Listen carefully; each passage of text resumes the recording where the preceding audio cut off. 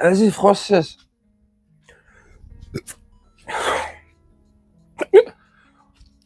Oh, sa mère. Vas-y, Francis, remets-moi un verre, la putain de ta mère. Vas-y, s'il te plaît, fais pas ton enculé, s'il te plaît. Il est vide, il est vide. Ouah. Tout. Vas-y, s'il te plaît, Francis. Vas-y, remets un autre verre, s'il te plaît. Vas-y, fais pas ta pute. Mais non, je suis pas bourré. Je suis pas bourré. Mais, d'accord, regarde. Regarde. Toi, je suis pas bourré. Non, je suis pas bourré. Je suis fatigué, Francis. Vas-y, va niquer ta mère. Vas-y, moi, je me casse. Je vais aller piner la petite Dia. Ouais, je vais la piner. Elle s'appelle Céline. Laisse tomber. Vas-y, va te faire enculer. Ouais. Aïe, aïe. Ah, putain, mais. Putain, mais.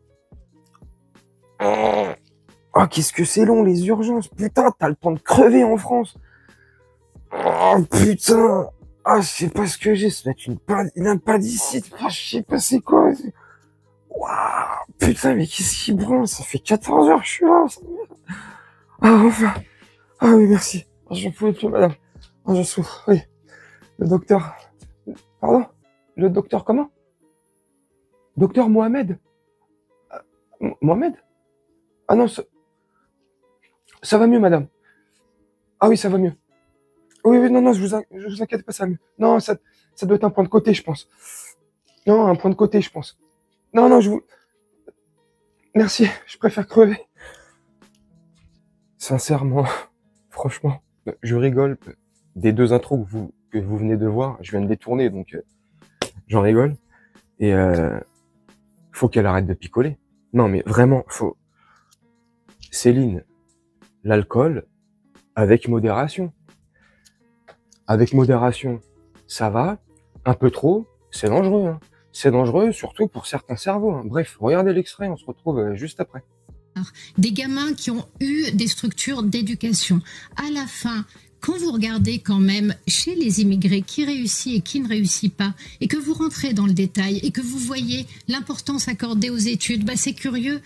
Chez par exemple les Asiatiques, l'importance accordée aux études est très importante. Les enfants réussissent mieux que les natifs.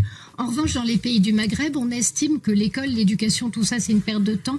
Résultat, les enfants maghrébins et les enfants turcs sont parmi souvent ceux qui échouent le plus à l'école. Et c'est lié aussi à un investissement des familles. Donc, pour Céline Pina, Pina, non, je déconne.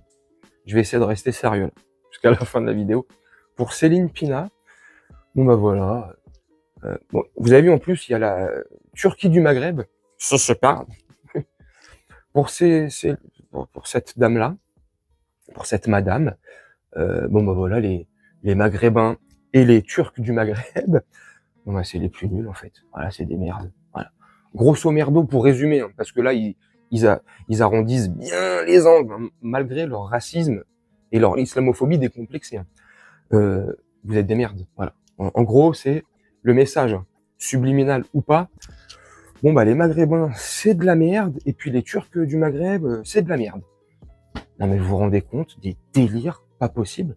C'est pour ça que je me suis permis de faire une intro aux urgences. Un mec qui attend aux urgences, et puis le docteur c'est Mohamed. Vous avez vu le truc arriver ou pas? Vous avez vu venir le truc?